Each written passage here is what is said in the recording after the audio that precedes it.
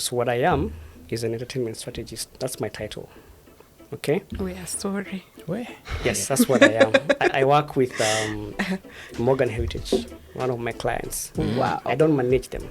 Yeah. But I do business development for them in Okay. Africa. What does that mean?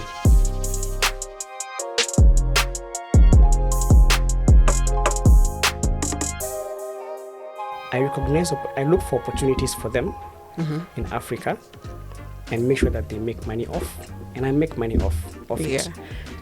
And initially, when we signed that agreement, I didn't go to them and say, pay me.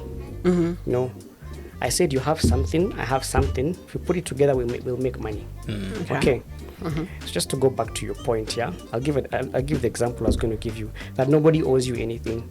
That as an artist, or even the sector doesn't owe you anything to say, oh, you're a new artist, or a producer is ruthless. If you do not go and sign a split sheet, he'll take advantage. That's true. All of those things will happen. I just wanted to put that out.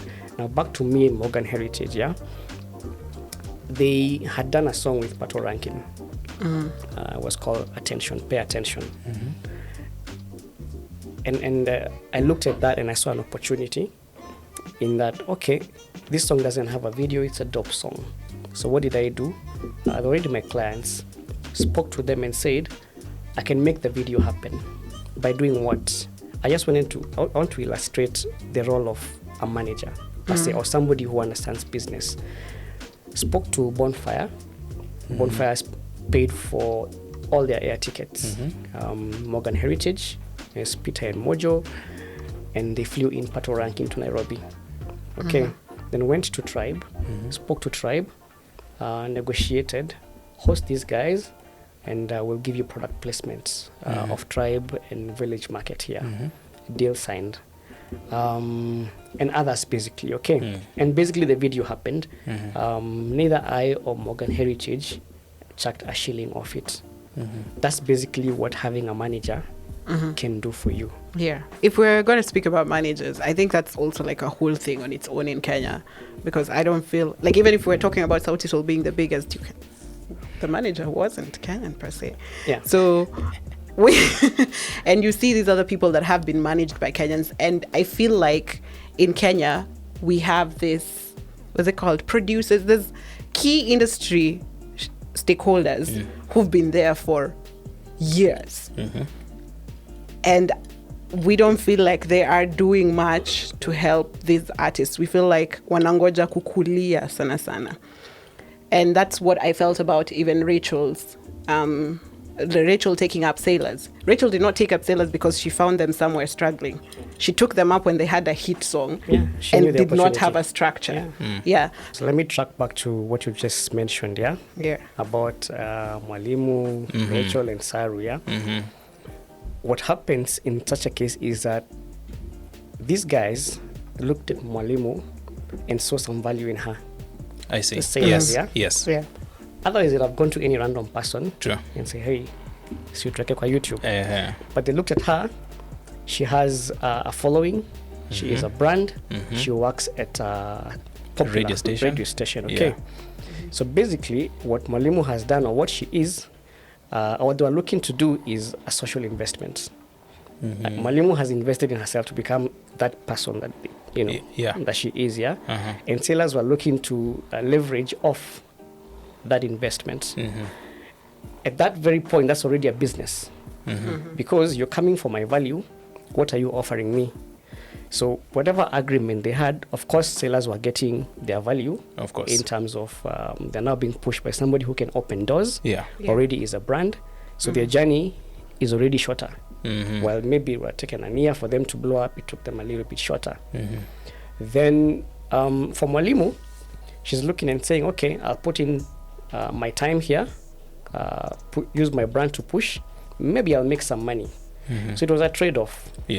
And what happened was the conflict between that these guys now want to take that for free. Like they don't want to compensate adequately. Or even just recognize that, hey, this is a business. She's offering something, we're offering something. And I think at that point, sailors were getting more than they were giving her. I see. And if you ask me, she had all the rights to do what she did. To do what she did. Yeah. Because she had already put in her investments. Yes.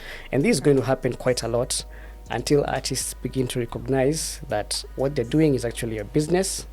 Whoever they look for it's no longer friendship. But I cannot blame assailers from where they were coming from. Yeah. Also, roping in the same point, Akina Red Sun, our friend. This idea of artists being signed to global labels and then they completely fade. So remember, these labels do not have presence in Kenya, and chances are those people who work there know nothing, know very little about the Kenyan audience or the Kenyan consumer. Yes. Michael Joseph once said that Kenyans are peculiar consumers. How you package a product for them, you have to be very careful. Okay, same applies to music.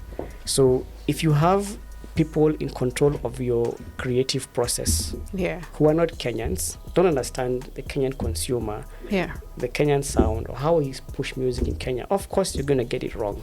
Interesting. Yep. I think before we wrap it up, first we need to have you here again, just to go in deeper, probably talk about a few other aspects of the business. But before we leave, I think let's talk about how we can make this money. The artists you meet every day, they're like, oh, mi nishaenda studio, I'm planning to drop my songs. What do I do now? Because most of them just do YouTube and then your story imeishia hapo. As an artist, you make money from maybe 3 revenue streams. The first one is product placement, where somebody wants to invest in you as a brand, products or merchandising. The second one is, of course, music platforms. And the third one is performance. Now, first of all, recognize what your revenue streams, possible revenue streams will be or can be or are. Okay? Then once, for example, you say brands, I can make money off brands. Listen to your music. Look at what brands will benefit or can leverage from your music. That's a revenue stream you'll make money off. Second one, you have platforms. Now listen to your music and understand what is my target audience, the kind of music I'm doing, who does it appeal to. And why this is important is that you could be a vernacular artist, for example. You therefore appeal to the low market segments. These are people in Mashinani or rural Kenya or rural areas in whatever country you are in. Therefore, then it doesn't make sense to put your music on Apple and Spotify. Okay, it makes sense to put your music maybe in Mdundo, Skiza, and other platforms that do not require high-end smartphones. And the last one we said shows, we might think we have shows in Kenya. We don't. We don't have shows, Recently, the biggest artist in Zambia headlined a show on his own. No curtain raisers, no nothing. Filled the national stadium to the brim. I think 40,000 people that night. Hours they cancelled. So as an artist again, so now you need to look, what country am I in, what works here, and try to get yourself in there. I'll give you a good example of Wakadinali.